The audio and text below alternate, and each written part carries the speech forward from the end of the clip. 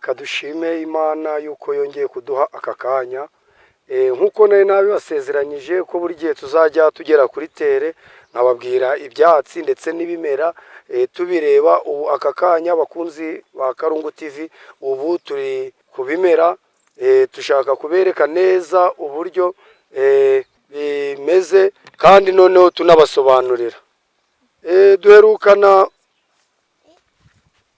Duherukana mbaha ikiganiro mbabwira yuko buri kintu cyose Imana yaremye ari umuti kuri weho.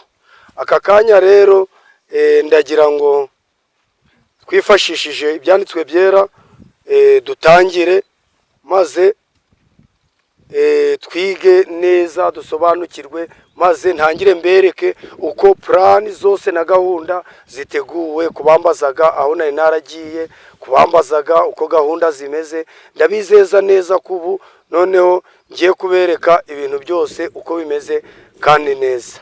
Mbere rero yuko dutangira, kadusenga Imana. Urakoze Uwiteka Mana yacu, urakoze yuko wongeye kuduha aka kanya. Nanone turagarutse muri cya kiganiro ibwiriza butumwa ndetse n'ubuvuzi. Mwami Imana, ntishobora kubwiriza ubutumwa abantu barwaye, ntishobora kubwiriza ubutumwa abantu bababazwa n'umubiri, kugira bumve biragoye. Birasaba kumanza bakira indwara z'umubiri bagakira n'iz'ibyaha, maze umunsi uzagarukiraho twese ukazaduhemba ikamba ry'ubugingo mu izina rya Yesu. Nkuko Imana yabisezeranyije kandi isezeranya ubwoko bwayo, ibaha n'amabwiriza nakomeje mbibabwira, nkuko twabisomye mu gitabo ca Ezekiyeli 47 umurongo wa 12, twasomye ko ngo kuri buri ruhande rw'umugezi hazamera ibiti biribwa. Ibiti biribwa, anariyo mpamvu uyu munsi naje kugira ngo tubane mu iki kiganiro c'ibi biti biribwa. Hazamere ibiti biribwa, muzatere ibiti biribwa, amababi yabyo azabe umuti. Ubu rero aka kanya niyo mpamvu nje ngo dukorere ikiganiro hano mu busitani, ngende mbasobanurira neza buri kimera. Murabona za epinari, murabona ubu ndi mu matunda. Murabizi neza ko aya matunda aribwa, ariko ibi bibabi byabyo nibyo ngiye kubabwira imbaraga Imana yashizemo ivura ndetse ikiza itangaje. Abantu benshi birwa birukanka bashakira ibisubizo aho bitari, ariko reka mbabwire ko Imana ije kurema umuntu yari yamuteguriye byose. Niyo mpamvu rero ubu turi mw'isharide.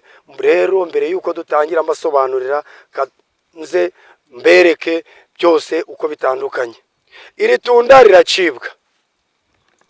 riracibwa, yamara gucibwa rirasarurwa, yamara gusarurwa rikaribwa. Ryamara kuribwa, ibishishwa byaryo cyangwa se ibishishwa byaryo nibyo dufata, tukafata n'ibishishwa by'imineke n'ibindi bishishwa by'izindi mbuto byose tukabikoramo yafu y'amakara. Hari uburyo tubikoramo amakara gakiza indwara zose, gashobora gukuraho ibintu by'amarozi. Aya marozi nyine yicuka babyita ibirozi by'ibuherano. Aya makara akozwe mu ibishishwa by'imbuto arayakiza bikarangira, sibyo?